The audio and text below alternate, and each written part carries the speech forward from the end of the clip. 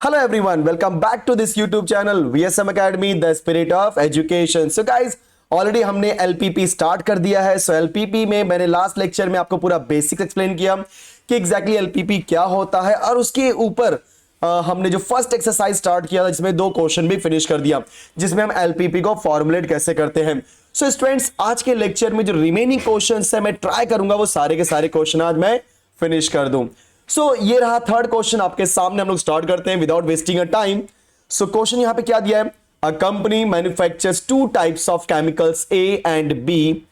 Each chemical requires 2 types of raw material P and Q. The table below shows the number of units of P and Q required to manufacture 1 unit of A and 1 unit of B. तो so yes everyone, सभी लोगों को ध्यान से देखोगे तो यहां पे मुझे टेबल दिया गया है. तो इसके लिए मैंने क्या किया, ऑलरेडी मैंने टेबल ड्रॉ कर लिया सो दैट कि हमारा टाइम वेस्ट ना हो. सो टेबल के हिसाब से जो टेबल में दिया गया उसको बनाने की कोशिश करते हैं. सो यहां पे है हमारा raw material. Okay, so this is raw material. ये आपका है chemical. Okay, so this is chemical A, this is chemical B और ये आपकी दी है अवेलेबिलिटी. एंड ध्यान देना सब लोग, ये जो आपका अवेलेबिलिटी है ये आपका है मैक्सिमम वैल्यू, क्योंकि अगर किसी ने आपसे बोला कि भाई ये पर्टिकुलर मशीन इतने टाइम तक अवेलेबल है, मतलब ये उसकी मैक्सिमम वैल्यू है, मतलब उतने ही तक आप यूज कर सकते हो. देन रॉ मटेरियल आपके पास है P, Q एंड जो वैल्यूज हैं 3, 2, 2, 5. Now the availability value is 120 and 160.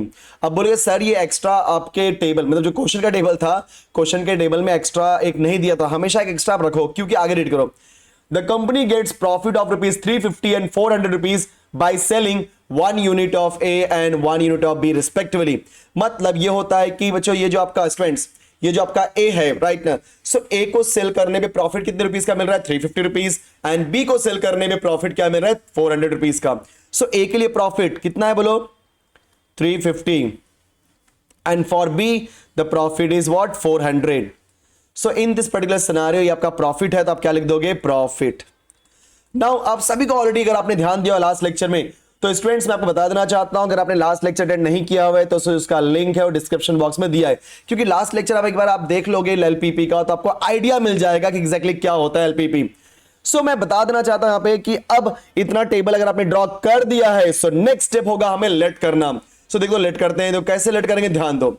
अब यहां पे मैंने आपको एक्सप्लेन किया था जिसकी क्वेश्चन में आगे क्या लिखा है? Formulate the problem as LPP to maximise the profit. अब यहां पे मैक्सिमाइज द प्रॉफिट बोला है, मतलब हमें ये क्वेश्चन मैक्सिमाइज का है. बहुत ध्यान से सुना, क्योंकि कई लोग बोलते हैं सर क्वेश्चन मिनिमाइज है कि मैक्सिमाइज है, कैसे समझेगा? तो कंफ्यूज होने की कोई जरूरत नहीं है. व्हाई? बिकॉज अगर क्वेश्चन में बोला है maximize the things so maximize का क्वेश्चन है, minimize the things so minimize का क्वेश्चन है. और याद रखना, अगर मैक्सिमाइज या मिनिमाइज करने के लिए बोला है तो वैल्यूज भी कहीं ना कहीं मैक्सिमम या मिनिमम देते हैं. जैसे इस क्वेश्चन में क्या बोला है? अवेलेबिलिटी. तो ये जो आपकी अवेलेबिलिटी है स्टूडेंट्स, ये अवेलेबिलिटी मतलब क्या होता है? मैक्सिमम वैल्यूज है. मतलब जो हमारा यहां पे रॉ मटेरियल P है, जैसे एग्जांपल रॉ मटेरियल P कुछ है राइट ना, उसकी मैक्सिमम अवेलेबिलिटी 120 है. तो मेरे कहने का मतलब ये है कि आप 120 है ना, अगर कोई बंदा मुझसे पूछे कि I want to use 150 raw materials of P, possible है क्या? नहीं, क्योंकि मेरे स्टॉक में 120 है. जैसे एग्जांपल आपके पास कोई शोरूम है एंड 10 शर्ट्स पड़े हुए हैं एंड आपके पास कोई बंदा आया, उसने आपको बोला मुझे 15 शर्ट्स चाहिए, तो पॉसिबल होगा? नो, क्योंकि जो अवेलेबिलिटी है it is what? 10. Perfect. So P की जो अवेलेबिलिटी है 120 है एंड Q की जो अवेलेबिलिटी है 160. ओके, सो मैं बता देना चाहता हूं कि P और Q की अवेलेबिलिटी होने की वजह से इसकी मैक्सिमम वैल्यूज हैं. और आपको मैंने बताया था कि जब कभी भी मैक्सिमम या मिनिमम वैल्यू देगा, क्योंकि क्वेश्चन में या तो मैक्सिमम देगा तो मिनिमम देगा, लेकिन याद रखना मैक्सिमम या मिनिमम वैल्यू देगा तो आपको उसको लेट नहीं करना है. इसका मतलब ये होता है कि मैं P और Q को लेट नहीं करने वाला हूं. सो बचा क्या यहां पे? A and B. So A को लेट कर लेता हूं X और Y को लेट कर लेता हूं B, क्योंकि यहां पे A और B क्या है? Chemical right.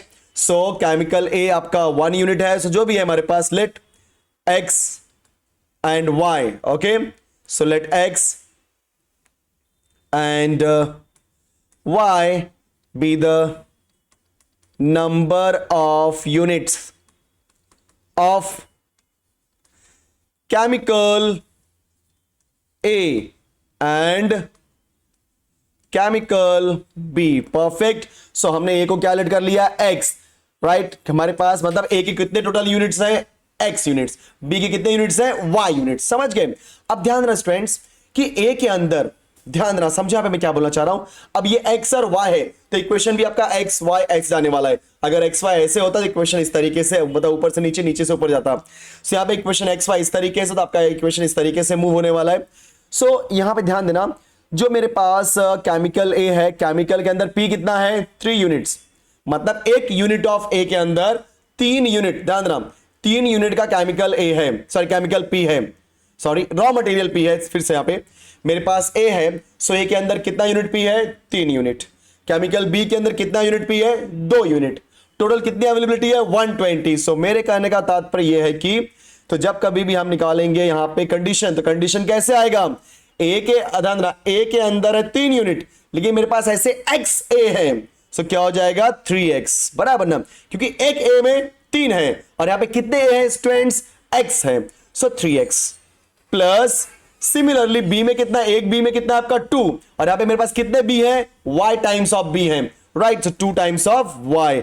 लेकिन जो भी आप रॉ मटेरियल आप यूज कर रहे हो, that is for 3x and 2y, that is for p, वो हमेशा आपका लेस देन और इक्वल टू बोलो क्या आना चाहिए, 120। Confirm, very good, very easy. Similarly for second one Q के लिए बात करेंगे। सो क्यू जो रॉ मटेरियल है, ए के अंदर कितना है 2, बी के अंदर कितना है 5, लेकिन मेरे पास टोटल ए कितना है x, सो यहां पे क्या हो जाएगा 2x, बी कितना है 5, लेकिन लगता कितना हमारे पे y है, सो प्लस 5y। और जब इसको आप सॉल्व करोगे it is always less than और इक्वल टू 160, क्योंकि जो मेरी अवेलेबिलिटी है students it is always less than और इक्वल टू 160, क्योंकि मेरी मैक्सिमम वैल्यू दी है। Since here x and y can not be negative, क्योंकि ये x और y है number of units of a and b, so number of units कभी आपने देखा नेगेटिव होते हुए, नहीं ना, सर ये नेगेटिव हो ही नहीं सकते। ठीक है, चलो सो हम यहां पे क्या बोलने वाले हैं, x is greater than equal to 0 and y is also greater than equal to 0। Clear. So ध्यान देना, जो भी आप लिखते हो उसके पहले आपको बताना पड़ेगा स्टेटमेंट दे करके, गाइस आपको स्टेटमेंट दे करके समझाना पड़ेगा, हाँ, कि since raw material, right, 3 units of raw material required in A, okay, and 2 units of raw material required in B, but the maximum availability is 120, therefore 3x plus 2y is less than 120. Similarly, okay, raw material Q required in A, that is 2 units of raw material Q required in A and 5 units of raw material Q required in B, but the maximum availability of raw material Q is 160, therefore 2x plus 5y is less than or equal to 160. देखा आपने। Also, this x and y are the number of units of A and B, so they cannot be negative. Therefore, x is greater than equal to 0 and y is greater than equal to 0. देखा आपने। So guys, I want to tell you one thing कि एक बार मैं आपको समझा दे रहा हूं and उसके बाद मैक्सिमम क्वेश्चन आप अपने आप से कर सकते हो। So इसके बाद हम निकाल लेते हैं प्रॉफिट। सो एक प्रोडक्ट पे प्रॉफिट है 350 रुपीज का, 350 रुपए का। हमारे पास ऐसे एक्स प्रोडक्ट है ए के, राइट, तो एक पे 350 है तो एक्स पे क्या हो जाएगा 350x। Similarly in case of Y B also हमारे पास 400 रुपए का प्रॉफिट हो रहा है एक पे, सो बोलो क्या हो जाएगा 400y, तो ये मुझे क्या मिल गया, profit. Confirm students, very good. So now हमें यहां पे बोला है मैक्सिमाइज द प्रॉफिट, तो आप क्या लिखोगे, LPP can be formulated as, बोलो क्या बोलोगे, मैक्सिमाइज। सो किसको मैक्सिमाइज बोला है, प्रॉफिट को, तो इस प्रॉफिट को एक वेरिएबल से दिखाता हूं, चलो दिखाते हैं z से। So maximise z is equal to 350x plus 400y, right. Subject to में क्या दोगे आप लोग, जी हां, condition. So subject to the first condition क्या दिया आपको, 3x plus 2y is less than or equal to 120. Second condition is 2x plus 5y is less than or equal to 160 and x is greater than or equal to 0, y is also greater than or equal to 0. So this is the perfect formulation of given LPP question. चलो move करते हैं next question पे. So let's move to the next question and this is the next question. So in this particular question guys, हमें यहाँ पे table नहीं दिया है और बहुत अच्छा है, अगर टेबल नहीं दिया तो यहीं पे मजा आने वाला है। क्यों? क्योंकि हमें टेबल ड्रॉ करना पड़ेगा। अभी तक के 4 क्वेश्चन में टेबल दिया गया था, अगली बार टेबल दिया समझ में आता, हाँ चलो ठीक है टेबल दे दिया है तो कोई दिक्कत नहीं, बट यहां पे कोई दिक्कत नहीं देखता हूं। A printing company prints two, बहुत अच्छे से इसको रीड करते हैं। Yes, a printing company prints 2 types of magazines A and B. तो यहां पे मैगजीन्स हैं, चलो सो हम लोग इसको ऐसा डिवाइड करते हैं 2 पार्ट में, क्योंकि एक ऊपर का सेक्शन होगा, एक लेफ्ट हैंड साइड का सेक्शन होगा। चलो मैगजीन्स हैं तो कहीं भी लिख सकते हो, ऊपर वाले पे भी आप मैगजीन दिखा सकते हो, नीचे वाले पे भी मैगजीन दिखा सकते हो, कहीं भी दिखाओ, बट एक टाइम पे एक ही। चलो आप कहां बोलते हो, ऊपर के नीचे, चलो ऊपर लेते हैं। सो मैगजीन्स, ठीक है, MAGZINS, राइट ना, मैगजीन समझ गया अपना। यस, तो कितनी मैगजीन्स है, A and B. Okay, now next step, the company earns ₹10 and ₹15 on magazine A and B. So यहां पे देखो इसका अर्निंग है, राइट ना। सो अर्निंग एक सबसे आपका प्रॉफिट जाएगा, देखते हैं आगे चल करके। These are processed on 3 machine. अभी जो मैगजीन ए और मैगजीन बी है, ये 3 मशीन से प्रोसेस हो रही है। तो मैगजीन ए बनाने के लिए मशीन 1 में पहले जाएगा, फिर मशीन बी से निकले मतलब मशीन बी में जाएगा, फिर मशीन सी में जाएगा, और उसके बाद जो भी आएगा that is my final outcome of machine, sorry final outcome of magazine A. Similarly B भी आपका मशीन 1, 2 एंड 3 से गुजर करके जाएगा, और फिर हमें फाइनल मिलेगा मैगजीन बी। ठीक है, सो ये मेरा मशीन है, तो अभी हम दूसरे साइड लिखते हैं मशीन। और एक बात और, कंफ्यूज होने की जरूरत नहीं है। आपने मैगजीन ऊपर लिखा तो ए भी आपने ऊपर लिख दिया, मशीन नीचे लिखा इसलिए मशीन नीचे लिख दे रहे हो, कोई दिक्कत नहीं। अगर किसी ने गलती से मैगजीन लेफ्ट में लिख करके मशीन ऊपर लिख दिया, कोई प्रॉब्लम नहीं, आंसर परफेक्ट आएगा, कोई दिक्कत होने वाली है। यहाँ पे मशीन क्या आपका 1 2 3। अरे रे, मुझे एक और चाहिए, क्योंकि बताया था ना मैंने आपको, क्योंकि हमेशा जो भी हमारा टेबल होता है उसके अंदर एक एक्स्ट्रा रखना होता है, राइट। सो ठीक है, देखते हैं हम लोग। तो इसके अंदर मैं थोड़ा सा एक यहाँ पे बना दे रहा हूँ स्टूडेंट्स, एक extra. Okay, perfect. So question में यहां पे क्या बोला, the company earns ₹10 and ₹15 on magazine A. So magazine A पे कितना रुपीस है, ₹10 का, राइट। नहीं था उसे अर्न करना पड़ रहा है, और बी पे कितना मिल रहा है उसे, ₹15 का। सो ये क्या है मेरा प्रॉफिट, तो मैंने क्या लिख दिया, प्रॉफिट। अब समझे क्यों मैंने एक्स्ट्रा बनाया, yes. Next, so these are processed on 3 machines 1 2 3। Now magazine A requires 2 hours on machine 1। ध्यान से सुनो, जो मैगजीन ए है, ठीक है, it requires 2 hours on machine 1। तो मशीन 1 में कितने 2 आवर्स हैं, फिर 5 आवर्स ऑन मशीन 2, तो 2 पे कितना है 5 आवर्स का लग रहा है टाइम, और फिर 2 hours on machine 3। So machine 3 पे कितने आवर्स लग रहे हैं, 2 आवर्स, तो 2 5 2। सो मतलब ए बनाने के लिए 2 आवर्स मशीन 1 में, 5 आवर्स मशीन 2 में, 2 आवर्स मशीन 3 में लग रहा है। ये कहां से दिखा मैंने, देखो टेबल से, सॉरी क्वेश्चन से। Then magazine B requires 3 hours on machine 1। तो मशीन 1 पे कितना है बच्चों, 3 आवर्स। नेक्स्ट कितना दिया है, 2 आवर्स और machine 2, that is 2 hours. Then 6 hours और machine 3, that is 6 hours. Clear, perfect. आगे मशीन 1 2 3 आर अवेलेबल। अवेलेबल बोल दिया means what, it is availability. किसका है, 1 2 3 मशीन का। तो ये मशीन है, तो मशीन के सामने ही लिखूंगा ना उसकी availability. So now we are going to write here availability, availability. Okay, चलो। सो मशीन 1 का अवेलेबिलिटी कितना बताओ, 36। Now it is 50 and the last one is 60। So आप सबको पता है कि ये मैक्सिमाइज वाला क्वेश्चन है, मतलब मैं यहीं पे सॉल्व करता हूं इसको। Formulate the linear programming problem to maximise the profit. Clear. So आप सभी को यहां पे पता है कि अवेलेबिलिटी किसकी दी है, मशीन 1 मशीन 2 मशीन 3, मतलब उसको हम एक्स और वाई लेट नहीं करेंगे, क्योंकि बताया था जिसकी भी मैक्सिमम या मिनिमम वैल्यू देता है उसको आप एक्स और वाई लेट कभी नहीं करोगे, क्योंकि इसके अंदर पहचानना इंपॉर्टेंट है कि सर किसको एक्स लेट करे किसको वाई। और वो तभी होगा जब आपको समझ में आ जाएगा किसकी मैक्सिमम या किसकी मिनिमम वैल्यू दी है। सो क्वेश्चन के अंदर या तो मैक्सिमम देगा या तो मिनिमम देगा, तो चेक करो, पहचानो किसको मैक्सिमम बोला है, किसको राइट या मिनिमम बोला है। तो इस क्वेश्चन में मशीन 1 2 3 को मैक्सिमम वैल्यू दिया है, मतलब वही मेरी मैक्सिमम वैल्यू बोला है। सो यहाँ पे ए क्या हो जाएगा और बी क्या हो जाएगा, उसको ले लेते हैं एक्स एंड वाई। मतलब हमने क्या कर दिया, X number of magazine A बनाया और Y number of magazine B बना दिया। सो यहाँ पे कर रहा हूं, देखो यहाँ पे सब लोग। So let X and Y same question be the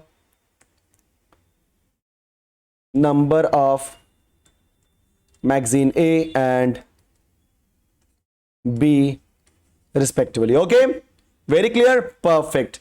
So now according to the question, अगर ये मेरा x और y है, so what we are going to do, हम क्या करने वाले हैं, x y और इक्वेशन ऐसे बनने वाला है। सो ध्यान से सुनो आप लोग। अब पहले हम मशीन 1 की बात करते हैं। सो मशीन 1 में ए को कितना टाइम लगता है, एक मैगजीन, एक मैगजीन बनाने के लिए कितना टाइम लगता है, 2 आवर्स। लेकिन यहां पे ए की कितनी मैगजीन बनानी है, एक्स मैगजीन्स। सो एक के लिए 2 है मशीन 1 में, तो एक्स के लिए क्या हो जाएगा, yes it is 2x। Similarly for magazine B की बात करेंगे तो एक मैगजीन बनाने के लिए मशीन 1 में 3 आवर्स लगते हैं, लेकिन मेरे पास यहां पे मैगजीन बी की कितनी कॉपीज बनानी है, y नंबर ऑफ कॉपीज। सो एक के लिए 3 आवर्स, तो y के लिए यस 3y, सो 3y। लेकिन जितना भी टाइम लूंगा वो हमेशा आपका 36 से कम होना चाहिए, या तो इक्वल होना चाहिए, क्योंकि भाई मेरे पास जो मशीन 1 है उसकी जो अवेलेबिलिटी है, जो उसकी ताकत है 36 आवर्स की है, उससे ज्यादा वो काम नहीं कर सकता। इसलिए जितना भी आप मैगजीन ए और मैगजीन बी एंटर करो, मुझे कोई प्रॉब्लम नहीं है, लेकिन वो 36 घंटे ज्यादा काम करने वाला नहीं है। That means this 2x plus 3y is less not equal to 36।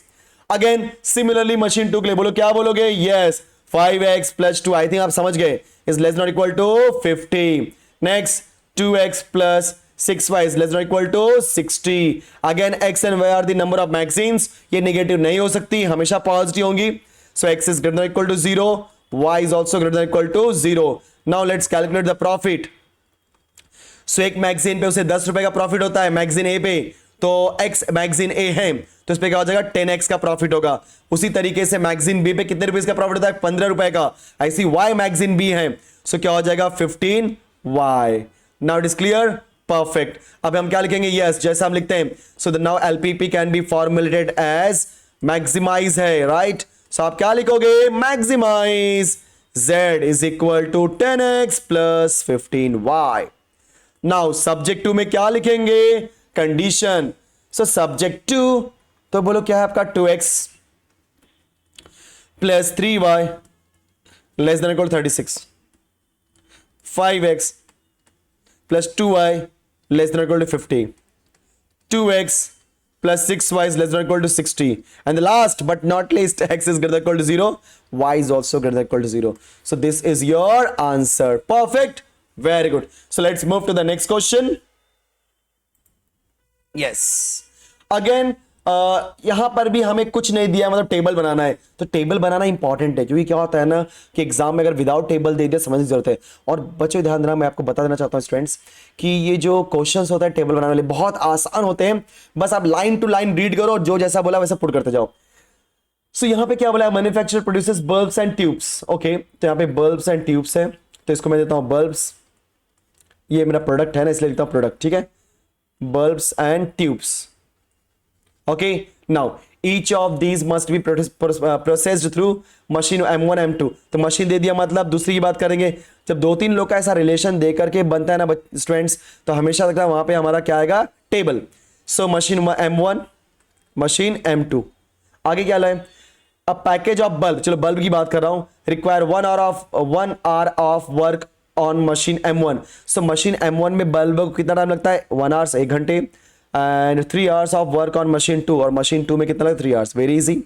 And आगे क्या इसने बोला है, a package of tubes require 2 hours on machine M1, तो ट्यूब्स के लिए M1 में कितने hours लगते हैं, 2 hours, and 4 hours machine M2, so यहां पे क्या लगता है 4 hours। आगे देखो, he earns profit of rupees 13.5 per package of the bulb। so bulb का प्रॉफिट दिया है, so बल्ब के नीचे लिखेंगे ना प्रॉफिट, so यहां पे लिख देते हैं प्रॉफिट, राइट। सो कितना रुपीज है, 13.5 रुपीज बल्ब पे, एंड 55 रुपीज ट्यूब पे, so rupees 55 on tubes. If he operates machine M1 for at most 10 hours, so at most मतलब अधिक से अधिक 10 hours, उससे ज्यादा नहीं। सो M1 का यहां पे मैक्सिमम वैल्यू दे दी, तो मैक्सिमम वैल्यू मतलब समझ रहे हैं अवेलेबिलिटी, सो मैक्सिमम वैल्यू बोलो कितनी यहां पे 10 hours, क्या मशीन 1, और M2 क्या बोलो क्या यहां पे दिया है 12 hours। देखा आपने, मैंने कुछ भी एक्स्ट्रा काम नहीं किया, बस रीड किया और जो जो बोलता गया मैं लिखते गया। आगे फिर क्या बोला इसने कि formulate the LPP to maximise the profit, ठीक है ना, सोल्यूशन स्टार्ट कर देते हैं। सॉरी ऑलरेडी स्टार्ट कर ही दिया है मैंने, टेबल तो बना ही दिया ना। सो यहां पे आप सबको पता है कि मैक्सिमम वैल्यू दिया M1 M2 की, मतलब मैं M1 M2 को x नहीं लेट करूंगा, तो यहां पे x किस करूंगा, बल्ब को, और y को लेट करूंगा ट्यूब को, राइट ना। सो let x and y B the number of bulbs and number of tubes. Okay, so x and y be the number of bulbs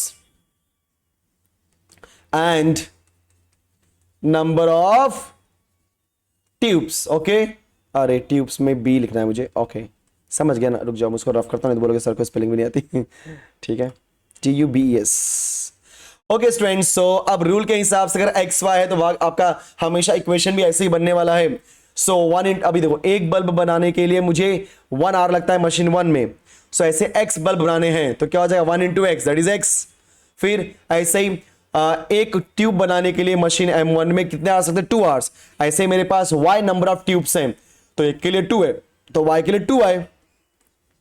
और जो भी आप टाइम यूज करोगे मशीन M1 का, ये हमेशा लेस देन और इक्वल टू क्या होना चाहिए 10, क्योंकि ये आपका टाइम लिया मैंने बल्ब बनाने के लिए, ये टाइम लिया मैंने ट्यूब बनाने के लिए, दोनों को ऐड किया, it is always less than और equal to 10। Similarly for M2, एक के लिए एक के लिए आपका X था, यहां पे M2 में 3 आवर्स लगते हैं राइट ना, तो यहां पे क्या हो जाएगा 3X, फिर plus 4Y less than equal to 12।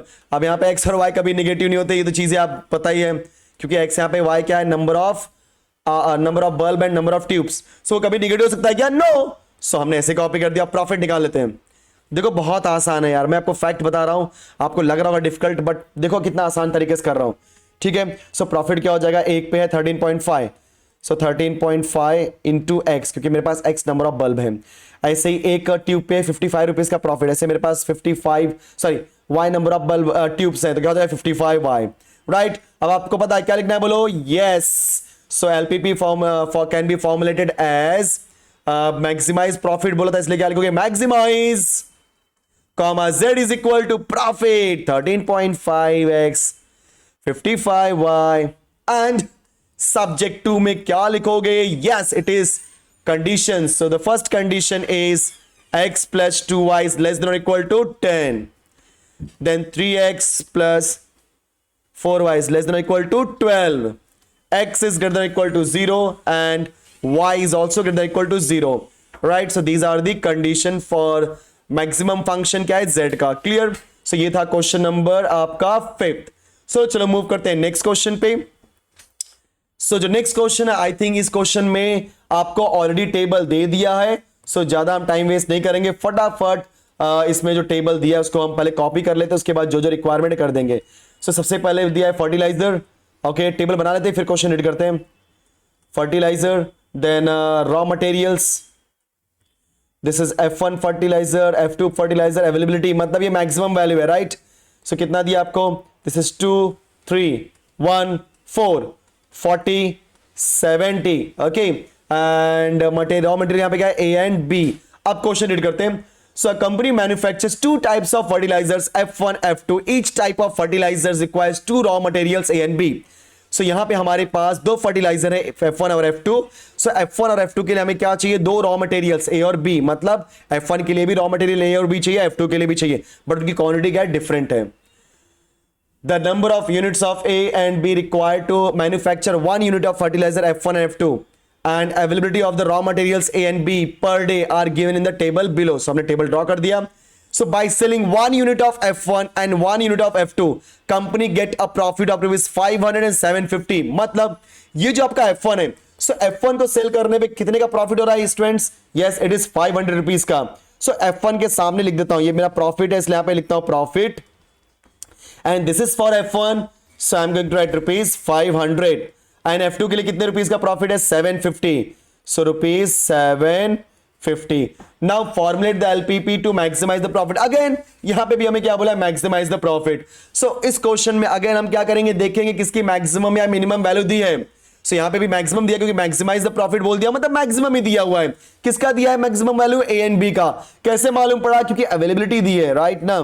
तो अवेलेबिलिटी मतलब ये इतने आवर्स के लिए अवेलेबल है, that means this is the maximum value of raw material A and raw material B।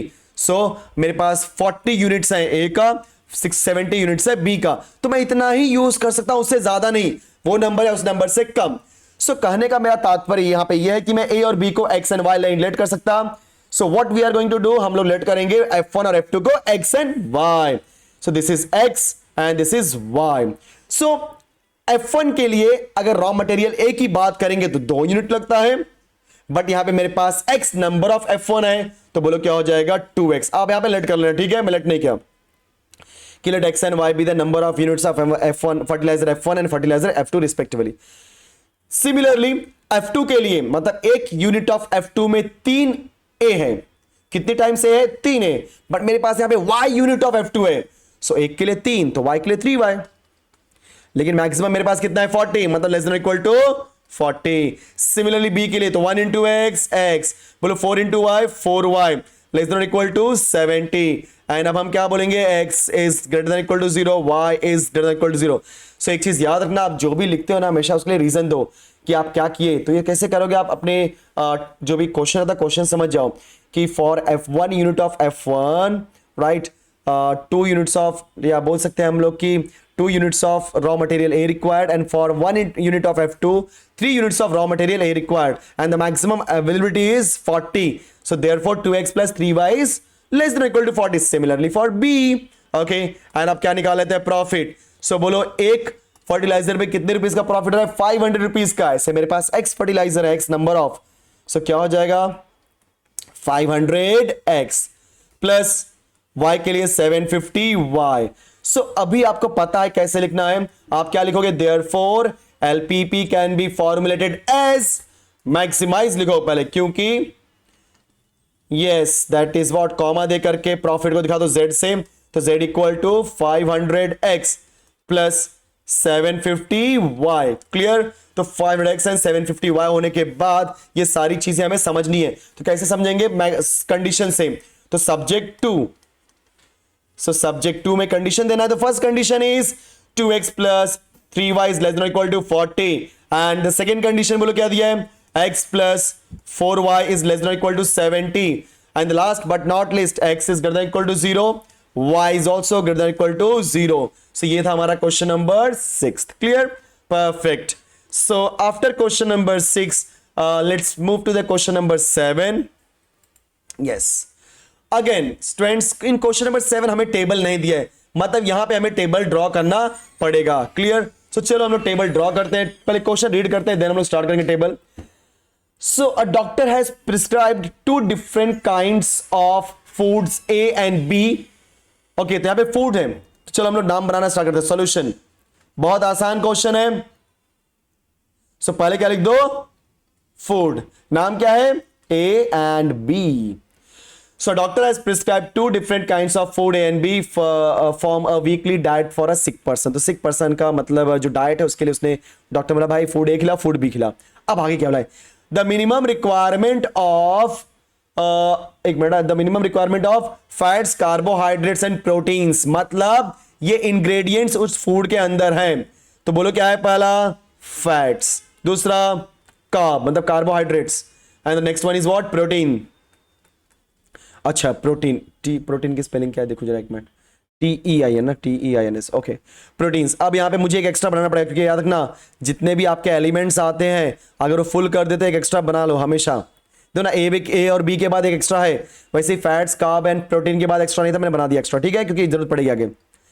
सो यहाँ पे क्या बोला है, the minimum requirement of fats, तो मिनिमम है किसका, फैट्स का. तो यहाँ पे मिनिमम बोला मतलब लिख देंगे यहाँ पे, राइट. सो फैट्स का मिनिमम वैल्यू कितनी है बोलो, 18 यूनिट्स, कार्बोहाइड्रेट्स का 28 यूनिट्स, एंड प्रोटीन्स का दिस इज 40 यूनिट्स. सो हमारे पास फैट्स मतलब एक सिक पर्सन को जो भी आप फूड खिलाओगे, हमें नहीं फर्क पड़ता चाहे फूड ए खिलाओ चाहे फूड बी खिलाओ, बट उस बंदे को उस फूड के थ्रू जो भी फैट्स, कार्ब और प्रोटीन मिले वो मिनिमम इतना तो मिलना चाहिए. मतलब उससे ज्यादा रहेगा चलेगा, बट उससे कम नहीं हो सकता. जैसे मैं बोलूं कि अगर मुझे 18 यूनिट्स का फैट्स चाहिए तो उतना मुझे मिलना ही चाहिए, नहीं मिलेगा तो और मैं सिक हो जाऊंगा. सिमिलरली कार्बोहाइड्रेट्स में अगर मैं बोलता हूं मुझे 28 कार्बोहाइड्रेट्स चाहिए, तो मतलब 28 तो मिलना चाहिए. अच्छा उससे ज्यादा मिलेगा कोई दिक्कत नहीं है, बट कम मिल गया तो मेरी बॉडी रिकवर नहीं कर पाएगी. तो कहने का मतलब these are the minimum values.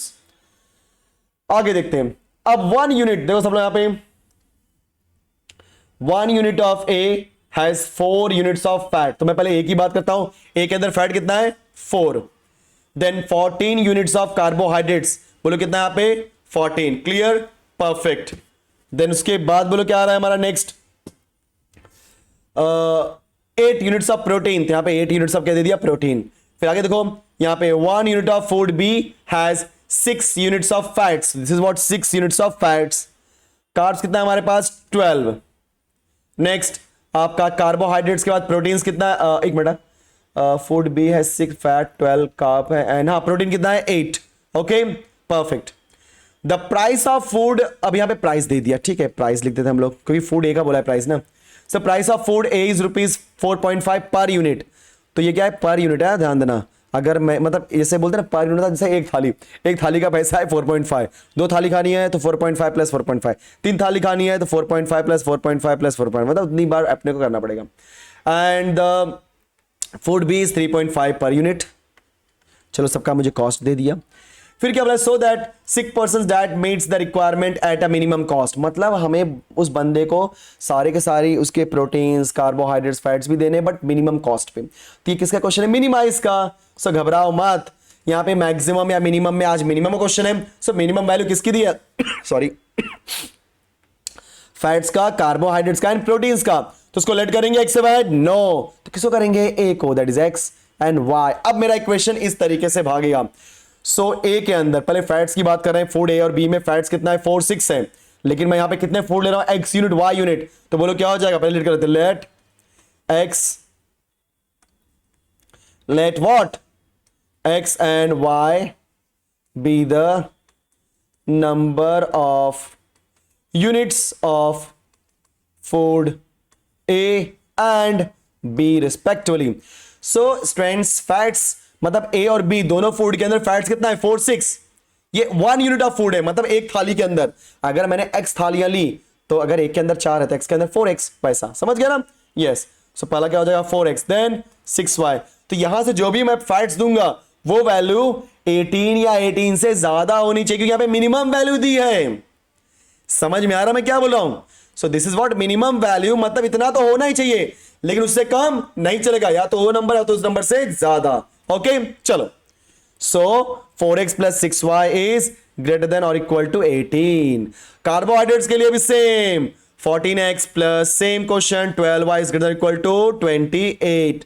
Proteins के लिए भी same, 8x plus 8y is greater equal to 14। And x and y यहां पे क्या है, number of units of A and B, तो कभी निगेटिव हो सकता है क्या, नो।